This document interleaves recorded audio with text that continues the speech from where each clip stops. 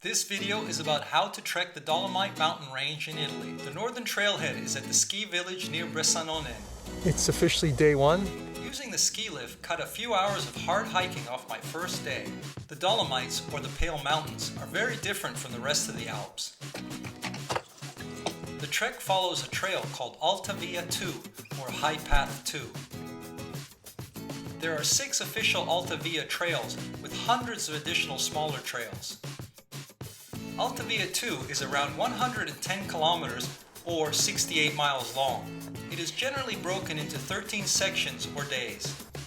The first day is spent in hills and forests with large mountains on the horizon. Occasionally the path crosses a remote road or village. Like on all treks, water is a constant issue, either too much or not enough. The trail is well marked, but there are many spots with popular sub-trails that make the going confusing. Having good maps is highly recommended. Day 1 was all about gaining altitude. Well, the pass is behind me, and then somewhere on the other side is a refuge. What goes up must come down.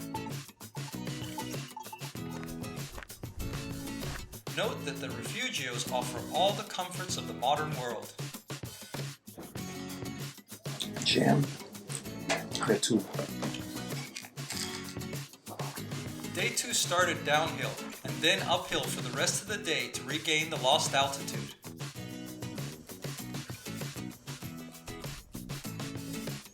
I hate giving up altitude because getting it back is so difficult.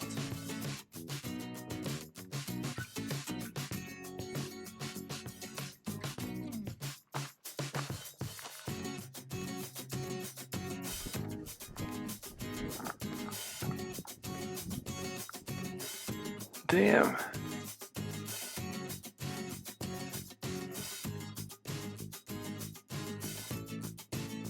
At this stage, I was introduced to ferrata, or anchored cables. That makes it more difficult. They provide assistance on difficult stretches. I see the top. A little more. The top at last. Man, can get lonely out here. I need that water. I'm thirsty.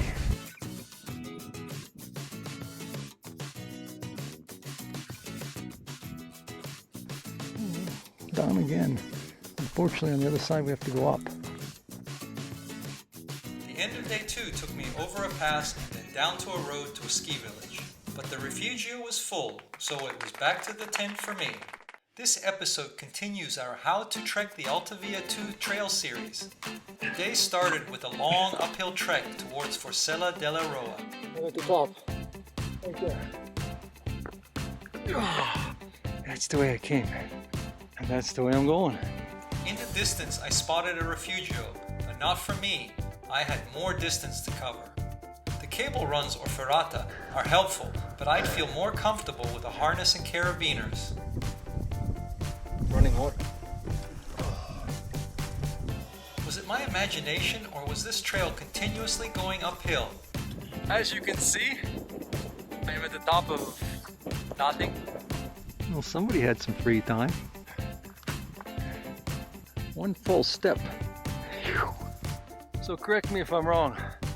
Did I just climb up to the top of nothing again? As the storm hit, I spotted a refugio in the distance. It was time to take shelter. The room is so cold. I'm using my sleeping bag and the quilt they provide. The sun was back, but it was still very cold at that altitude. That is nice. Stayed there last night. It was good. Time to get to a lower elevation. Sunshine. Anybody feel like an icicle? Let's go. First objective of the day. Civilization far below in the valley. The easy way down. The guy said yesterday that there's always a possibility of snow in August. I believe in that. And that's where I was a while ago. These road passes are extremely popular among cyclists. A memorial to 80,000 soldiers who died in these mountains. The next leg was a comfortable traverse of the valley and ridge line, leading to the Glacier Marmolada. Due to knee pains, I had spent the night in the refugio, and the next morning I decided to leave the trek for recovery. 2 weeks later, I returned by bus to Penia, the trailhead, to reach Glacier Marmolada from the west. It's really cold. Since my departure a few weeks ago, it had gotten cold and snowy. I didn't anticipate such cold weather. I didn't have adequate cold weather gear. Doesn't look good. Windy, cold. I think I'm gonna head back to the refugio. It's just too cold to be out here without proper equipment. After another night at the refugio and more snow, I decided to head back to the comforts of civilization with a plan to return in the future. The Alta Via trek is generally a 13-day trek. I have broken the trek into 2 parts due to a previous knee injury. I am returning to Penia, where I left the trail in the last episode. I guess this is where I'm camping tonight. It is the trailhead for foot access to the Glacier Marmolada from the west. There's the refugio. Time for an Italian cappuccino. It's a long hike to the base of the glacier. For the wise and lazy, and €6, you can get a ride. The base of the glacier is a popular location for day outings. It's also the trailhead for alpinists. So everybody's returning because the snow bridge collapsed. So there's no way across. I need to go to the right to find the alternate route, the 606 route. After a day of exploring and imminent rain clouds, I decided to spend the night at the refugio. It had rained all night, but that morning it looked okay. The weather looks promising. Promising if you're a duck. Well, let's see if we can make the pass today. It's rough, but I think it's manageable. Still have a ways to go though. My goal was a small glacier to the west, then up to a fixed cable known as a ferrata that led to Punta Penia. Looks like I have company. They're following me. Late in the morning, I was joined by a Polish expedition. Well, it looks like I'm breaking trail today. I'll sit it out and wait and see how these guys do.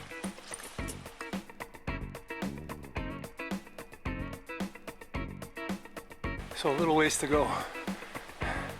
Not much further. The trail up to the ferrata was all scrambling on the glacier. I need to get the hell out of the way here. Where a rock hit me. And one of those people in front of me, which are, by the way, now behind me. When we reached the cable, I jumped ahead of the group. It had taken me 3 hours to reach the cable, twice as long as I had planned.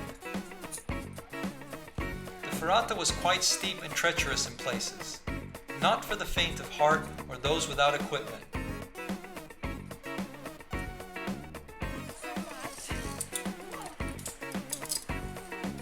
That's the way to Marmolada. Yeah. And down there? It's to the next valley. Right. Just below the summit, we split up. The group continued up to the ridgeline while I dropped down and west into an adjoining valley. It was hairy up there. There was a few points where I was hanging on for dear life. But getting down was not going to be easy. In this video, I continue the Alta Via 2 trek.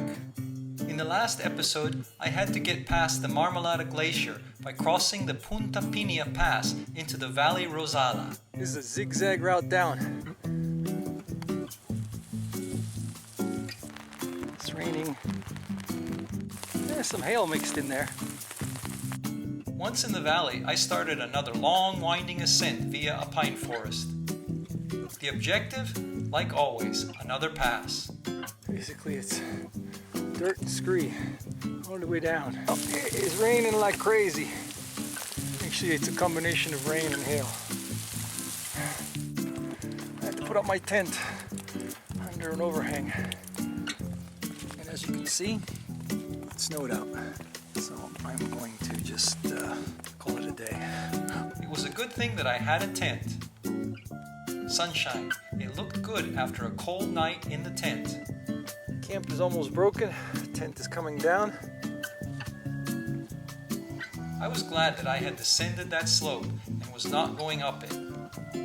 Another World War I memorial. The trail drops down to villages and roads from time to time.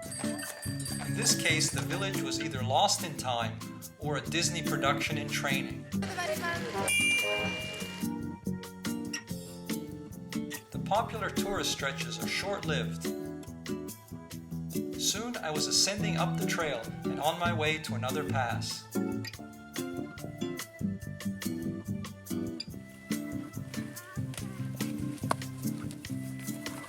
After spending the last night in the tent, I decided to take advantage of the wonderful benefits of a local refugio. Even though I had been sleeping in my tent half the time, I recommend the comforts of a refugio whenever possible.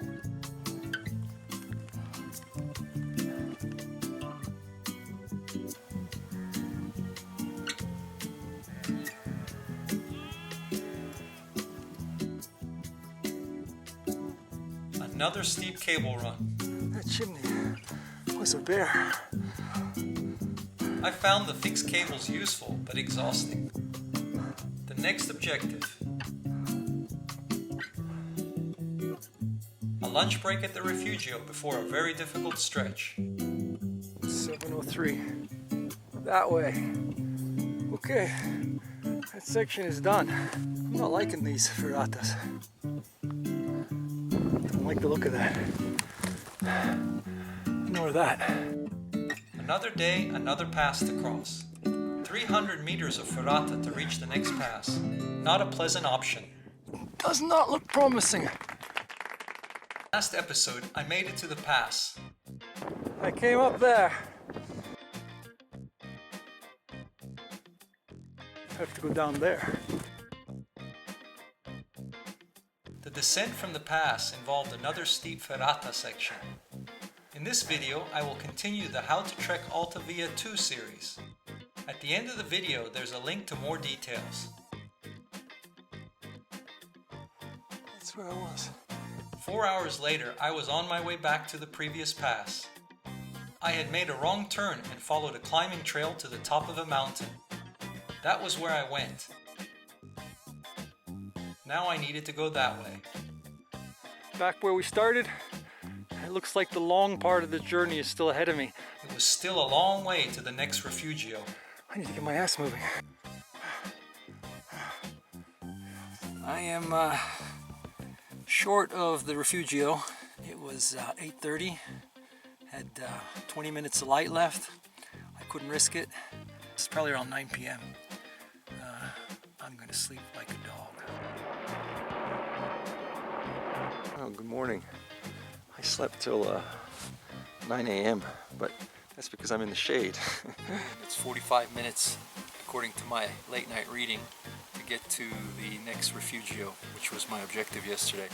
It took me an hour and a half to have breakfast and break camp. I am really whooped already today. Refugio Rosetta is at the top of another ski lift, so is a very popular destination for day hikers. For me, it was a bit too windy and crowded, so I set off once again. My day's objective was Refugio Treviso. I'm gonna fill a water bottle slowly.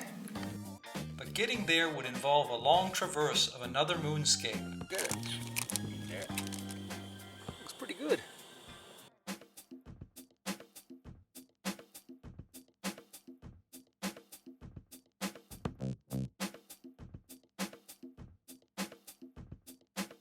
Don't slip here, because 707 is my new trail, and there's the actual pass. Now we're talking long, long, long, long, long descending trail. So ugly. But I'm hoping it's that green spot over there. Water at last. Wow, a forest. By 7 p.m. I was finally at the refugio and simply too tired to go any further. Another day, another pass to cross, and another day short of water. Almost at the pass, very close and very thirsty. I continue the series from Passo Cereda. The trail for the next few hours would basically be a narrow goat trail that hugged the side of the cliffs and then a steep descent through a pine forest.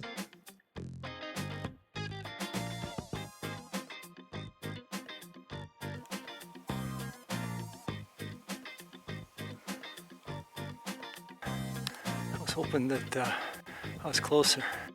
For those wondering what I'm gonna do when I reach civilization, the answer is right here. After snacks, I headed back onto the trail and up to a spot 2 hours short of the pass where I set up my tent for the night. Day 8, August 24th, my birthday.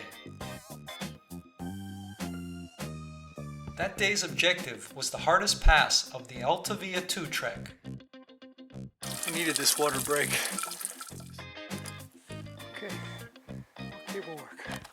This is getting really tiring. Carrying 15 kilograms of gear made the fixed cable runs exhausting.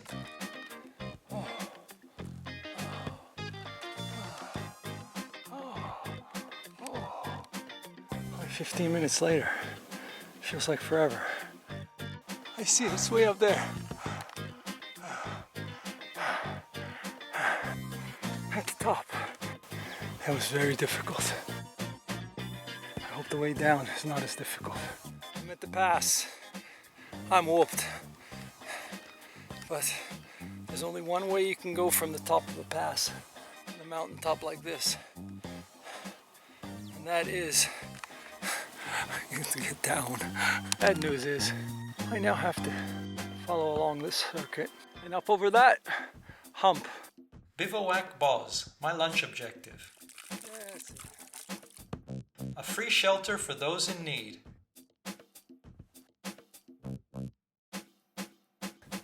Time to leave the bivouac. An oasis, a cold oasis.